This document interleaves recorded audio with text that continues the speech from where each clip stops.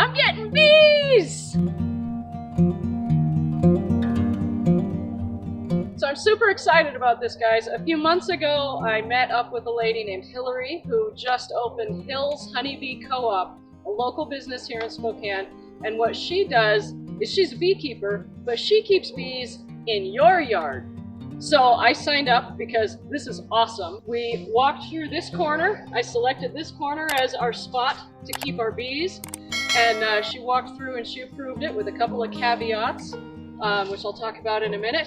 And then I should be getting my hive sometime in February, March. So how I'm gonna use this space is we're gonna put the beehive right in the middle, pointing towards the Oregon grape. And my reason for that is because when bees leave their hive, if they have to go up to get over an obstacle, they will stay at that height pretty much until they get to their destination. So by pointing them at this big bush, they're going to be flying up above our faces, not buzzing us in the face as we walk through the backyard. So that's the direction that the hive's going to go.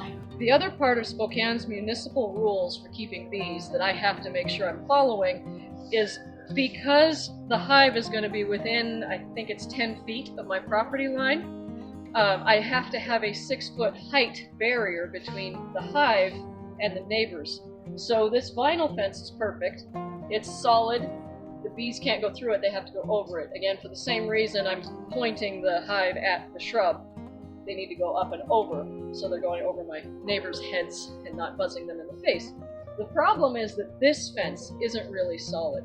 But what Hillary recommended is that I take this Virginia creeper, which was much more lush a few weeks ago before it frosted, and just train it in this direction so that it becomes a solid barrier.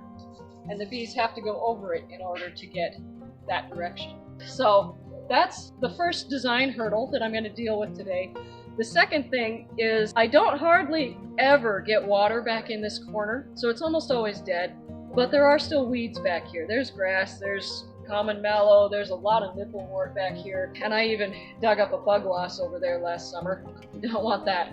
So I don't want any maintenance, any mowing maintenance to be required near my hive. So what I'm gonna do, I'm gonna mulch with at least 4 to 6 inches, and probably more like 10 to 12 inches of arborist wood chips. So this is something I'm kind of just learning about and experimenting with, and this is going to be my experiment plot to see how well it really works. But arborist wood chips are supposed to be the best mulch to suppress weeds, as well as still allow water and gas exchange to happen between the atmosphere and the soil. So that's something about bark. When it rains or you water, a lot of times the water just sits on top of the bark. It doesn't really percolate down into the soil. Landscape fabric is the same way. It just sits on top for a long time. It doesn't really get to your plants for quite a while. And plastic doesn't let anything through. That's the point. It's plastic. So I want to try these wood chips, see for myself that this science that I'm currently reading about is accurate and it really works. And I'm quite sure it does because it's been studied a lot. It's new to me, so I'm exploring it. So I'm going to bury this in wood chips. And then I'm going to plant lots of pretty natives and other xeric things around it so I don't ever have to water this area or mow or do any maintenance at all. So that's my plan. Let's go get started.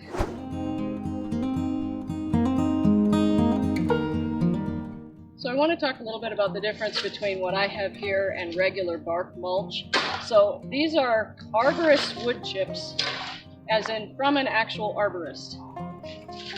They cut up a tree and put it in their chipper, and they delivered it to my house. And how I acquired this is through a website called Chip Drop, and I will link that in the description down below. Make sure you check the description. There's going to be a lot of links to all the different other companies I used for this project. So the thing about Chip Drop is you never know what you're going to get, you never know how much, you never know when.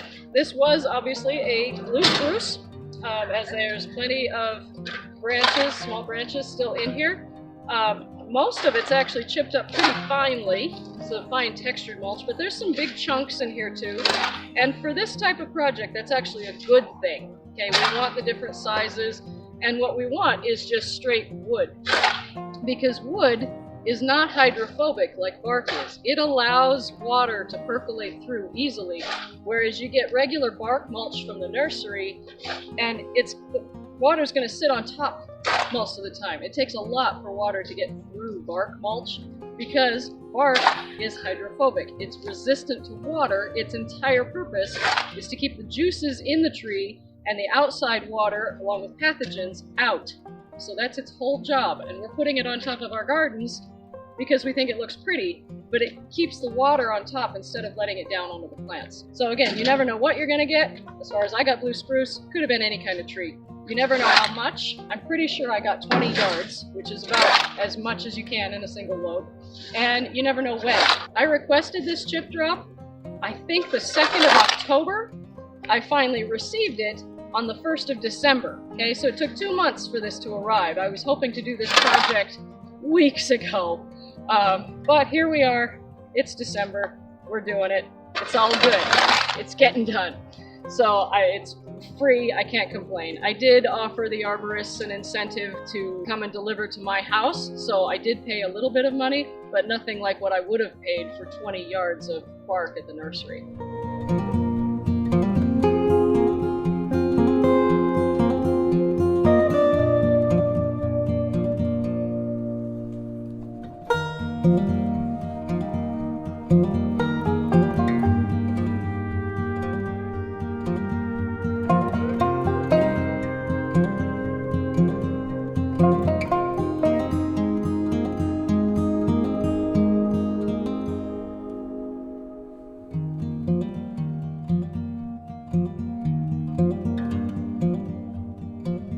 Well, I didn't get my plants in the ground in time, but at least I got this part done.